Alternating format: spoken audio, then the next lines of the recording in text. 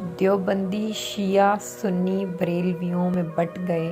اپنے اپنے مقصدوں سے اس لیے ہی ہٹ گئے،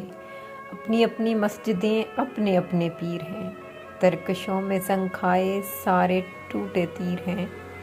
سینکڑوں خدا ہیں جن کے ایک جگہ کھڑے ہیں، ایک خدا والے سارے بکھرے ہوئے پڑے ہیں،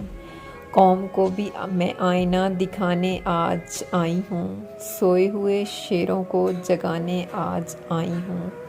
فوج پر ہزاروں کی بہتری کبھی بھاری تھی، دشمنوں کے چہروں پر تمہارے خوف طاری تھے، تم نے کبھی ساحلوں پر کشتیاں چلائی تھیں، تم نے اپنے بازوں کی تلواریں بنائی تھیں،